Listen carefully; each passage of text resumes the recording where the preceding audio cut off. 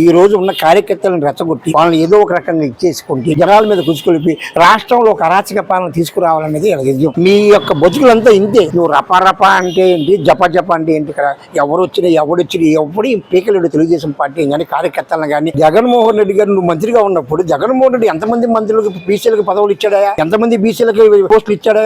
నీ పక్కన ఉన్న కోటరీ మొత్తం ఎవరు? అందరూ రెడ్లేగా.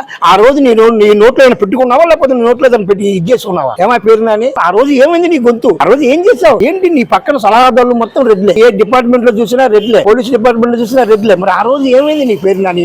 నోట్లో ఏమైనా అశుద్ధం పెట్టుకున్నావా నువ్వు? ఆ రోజు జగన్మోహన్ రెడ్డి పెంచలేదే. జగన్మోహన్ రెడ్డి అంటే నీకేమన్నా ఇజా? నీకు అవసరమైనప్పుడు నా సోదరు అంటావు, దగ్గర లాక్కుండా కౌగులించుకొని చంపేస్తావు. ఒక దళితుడు డాక్టర్, ఆయన ఏం చేసావా? ఒక బీసీలు ఎంతమంది పిల్లల్ని స్కూల్కి వెళ్ళి మా అక్కడ ఏర్పిస్తున్నావు ఏంటన్నా? ఒక బీసీ వాడిని కాల్చి పెట్రోల్ పోసి నీ కార్యకర్తగా చంపేసింది. వాడి మీద ఏ చర్య తీసుకున్నావా నీ గవర్నమెంట్ లో? నా బీసీలు, నా మైనార్టీలు, నా దళితులు ఏ ఒక్కడికి నువ్వు న్యాయం చేస్తావు? బీసీ కార్పొరేషన్ బట్టి ఎవరికన్నా రుణాలు ఇప్పించావా? ఎస్సీ కార్పొరేషన్ బట్టి ఎవరికన్నా రుణాలు ఇప్పించావా? ఫలానా ఊడికి నేను చేశాను, నువ్వు నిజంగా చేసి ఉంటే 151 సీట్లు ఇచ్చిన వాళ్ళు నీకు 11 సీట్లు ఎవరు? నువ్వేం పీకలేదు కాబట్టి నిన్ను పీకి పక్కన కూర్చోబెట్టారు. ఇప్పుడు ఏం చేయాలో అర్థం కాక నీ జుట్టు నువ్వు పీక్కుంటూ పక్కన వాళ్ళు జుట్టు కూడా పీకుతూ అందరినీ ఇచ్చేసుకొని మనం ఏదో ఒకటి ఇచ్చేయాలి. రాష్ట్రం నాశనం అయిపోవాలి, రాష్ట్రం బాగుపడకూడదు. ఒక సైకోకి ఎలాగుంటది? అతను ఒక మెంటల్. ఎందుకంటే ఏది ఉండకూడదు, నేనే ఉండాలి.